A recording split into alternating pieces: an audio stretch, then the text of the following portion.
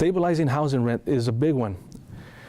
And I think it starts with a very radical type of thinking of doing a rent control approach. Go back again to East Salinas, 80,000 people that live here. We're the majority of the entire city population.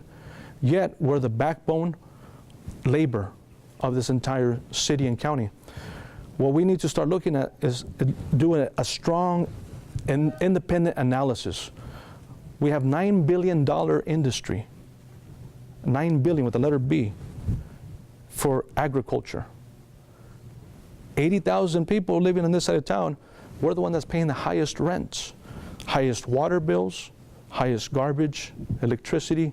The list goes on. And most recently, the city has also passed even more taxes on taxing your own cell phones. So anyone that is 18 and under, you have no choice. You have no voice and vote in that. Your cell phones are being taxed now. Only because, again, of the more tax base and general money that's being funded. What we need to do is start doing a unified effort of looking at housing overall.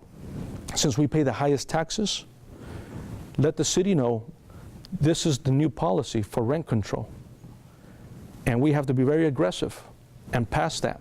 The city of Hollywood historically has been charging people there, because of the celebrity status and everyone, the highest rents in the country.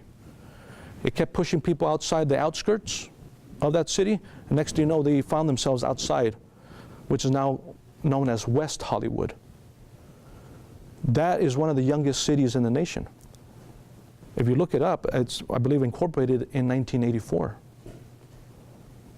When they formed that city in 1984, the main priority and their main thing that they had in mind is, we need to have rent control so nobody can do this to us again because of the property owners.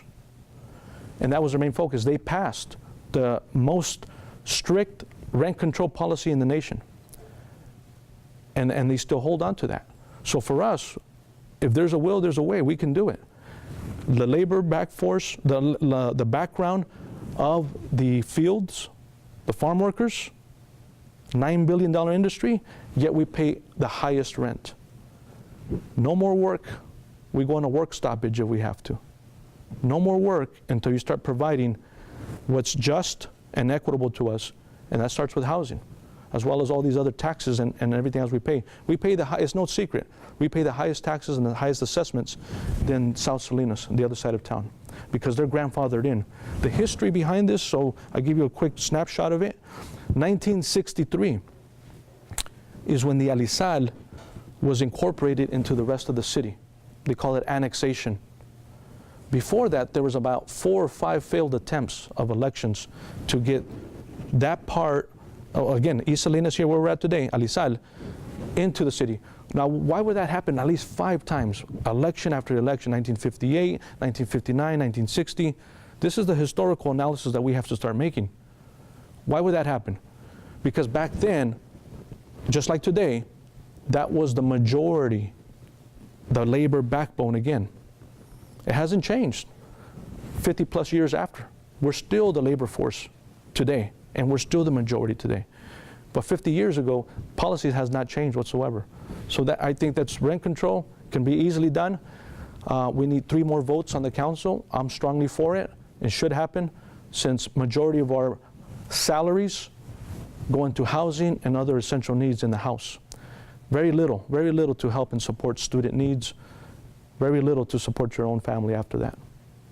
Thank you.